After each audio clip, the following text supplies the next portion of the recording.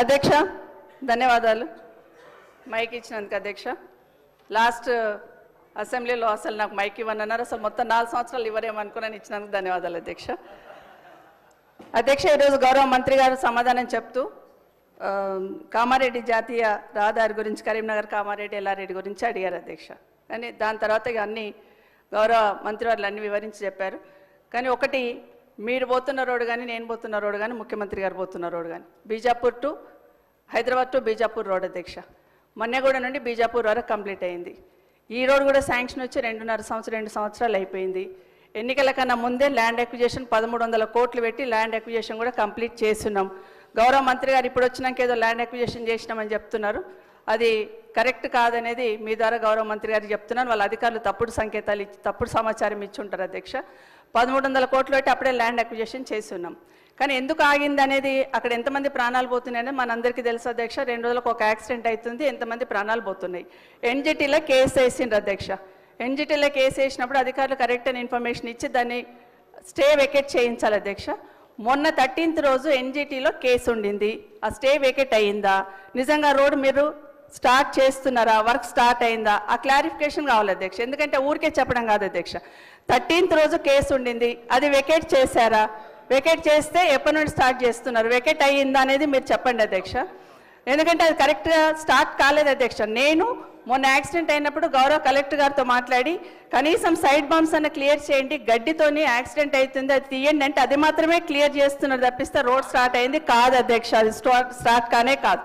ఒకవేళ నిజంగానే చెట్లు తొలగించడానికి ఇబ్బంది ఉందన్నప్పుడు చెట్లు లేని దగ్గరన్నా రోడ్డు చేస్తామనన్నా క్లారిఫికేషన్ తీసుకొని ఎన్జిటి దగ్గర పర్మిషన్ తీసుకున్నా స్టార్ట్ చేయాలి అధ్యక్ష. మీకు తెలుసు అధ్యక్ష ఎన్ని యాక్సిడెంట్లు అవుతున్నాయి. దయచేసి ఆ రోడ్ మీద క్లారిఫికేషన్ అని గౌరవ మంత్రి గారిని కోరుతా ఉన్నాను అధ్యక్ష. ఇది ఒక్కటే ప్రశ్నకు పరిమితమై జవాబు చెప్పండి సభ్యురాలు ప్లీజ్. అంటే సార్ ఎప్పుడు కూడా హౌస్ ద్వారా మీ ద్వారా హౌస్ ద్వారా ప్రజలను మిస్గైడ్ చేయొద్దు. ప్రాజెక్ట్ కాస్ట్ ఈజ్ 800 కోట్లు, ల్యాండ్ ఎక్విజిషన్కు 1300 కోట్లు వాళ్ళ ప్రభుత్వంలో చెల్లించిన అధ్యక్ష. నిజంగా చెప్పడానికన్నా 130 కోట్లు ల్యాండ్ ఎక్విజిషన్ పే చేసిండు. అప్పటికి అపాయింటెడ్ డేట్ రాలేదు, ఎన్జిటీలో స్టే ఉన్నది, స్టే మన వెకేట్ చేపించి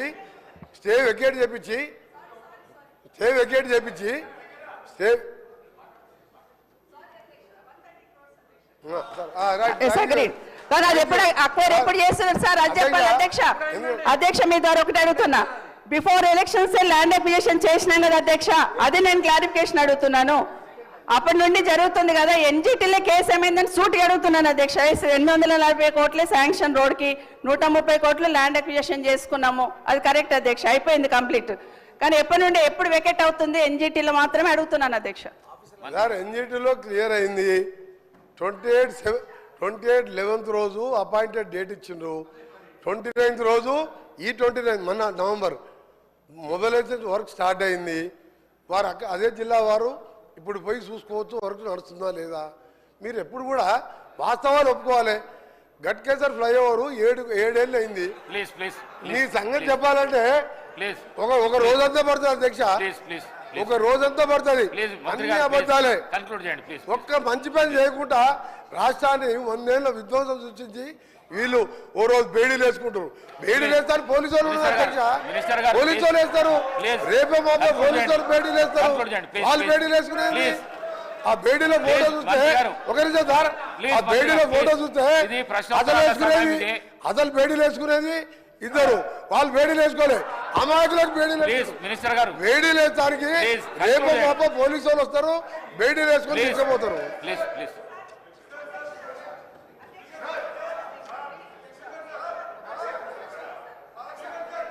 హరీష్ రావు గారు దయచేసి మీ ద్వారా, అఫ్ కోర్స్ మీరు కూడా 2 సార్లు నేమ్ చేసిండ్రు. ఒక మంత్రిని స్పీకర్ గారు నేమ్ చేసే పరిస్థితి వచ్చిందంటేనే ఆ మంత్రి అవమానంగా ఫీల్ కావాలి. ఎందుకంటే ఎలియా మినిస్టర్ పోయి పక్కన కూర్చొని అంగిబట్టి గుంజినా కూర్చుంటలేడు ఆయన పరిస్థితి అది. అయితే విషయం ఏంటంటే ఆయన ఇందాక ఎలియా మినిస్టర్ గారు డైరెక్ట్గా ఎవరి మీద ఆరోపణలు చేయొద్దని రూల్ బుక్ తెచ్చి చూపించాడు. ఇప్పుడు మంత్రి గారు లేచి కాళేశ్వరం కమిషను హరీష్ రావు అని చెప్పి మరి నా మీద ఆరోపణలు చేసిండు కదా. శుద్ధులు నాకే చెప్పడం కాదు, శుద్ధులు అందరికీ చెప్పడం కూడా శ్రీధర్ బాబు గారు నేర్చుకోవాలి. ఇప్పుడు ఆ విషయం కూడా మంత్రి గారు నా మీద చేసిన ఆరోపణల మీద చర్చ పెట్టండి, ఆన్సర్ ఇస్తా. మరి ఆయన వెంకటరెడ్డి గారి కమిషన్ లిస్టు చదవమంటే నేను చదువుతా. కాకపోతే నాకు విజ్ఞత ఉంది, నోటీస్ ఇచ్చి చదువుతా. దయచేసి వారు మాట్లాడినటువంటి అన్ని వ్యాఖ్యలు, ఈ ప్రశ్నకు సంబంధం లేని వ్యాఖ్యలన్నీ కూడా సభ రికార్డుల నుంచి తొలగించాలని మీ ద్వారా కోరుతున్నా. శ్రీధర్ బాబు గారు మా గురించే లేచి చెప్పడం కాదు, మీ మంత్రులు మీ సభ్యులు తప్పు చేసినప్పుడు కూడా మీరు లేచి చెప్పడం మీ బాధ్యత. పరిశీలిస్తాం.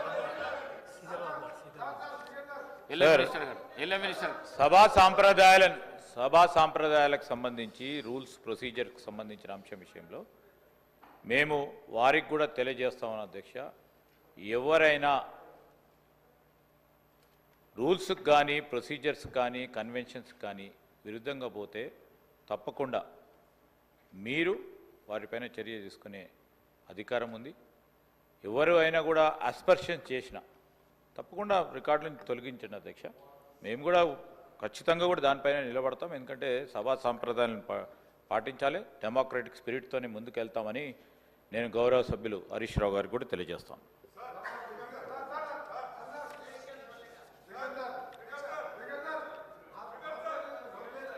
సమయం 11 అయ్యింది.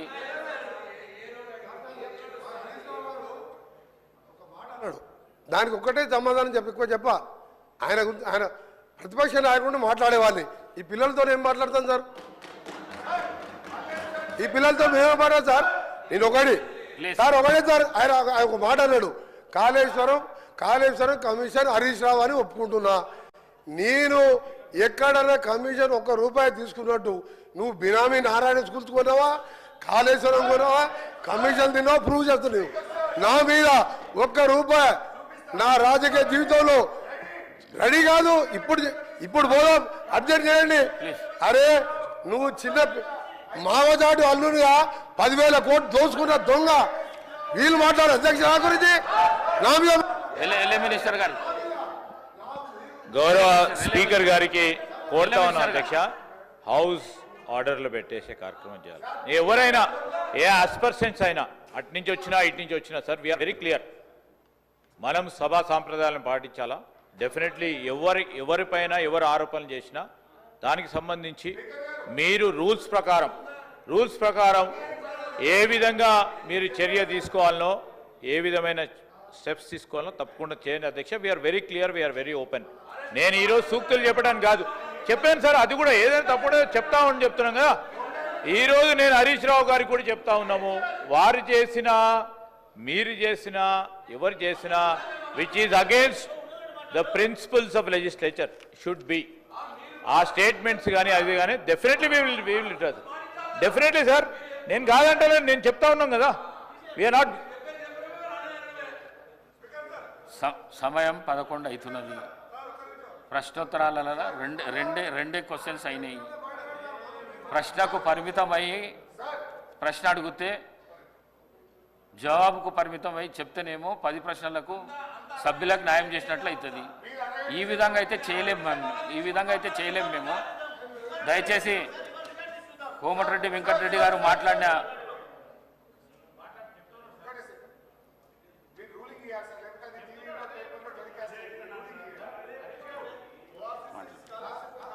స్పీకర్ సార్, నాది ఒక్కటే రిక్వెస్ట్ మీది, దయచేసి మీరు ఇక్కడ రూలింగ్ ఇస్తేనే సభ రికార్డు నుంచి తొలగిస్తున్నామంటే అది టీవీలో పేపర్లలో టెలికాస్ట్ కాదు, అదర్వైజ్ ఇబ్బంది అవుతుంది.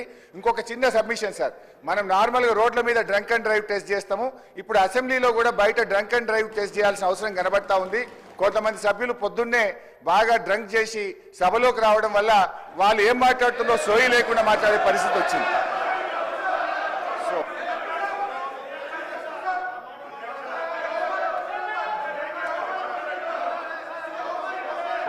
కూర్చో, నువ్వు కూర్చో. మంత్రి గారు గౌరవ పొంగులేటి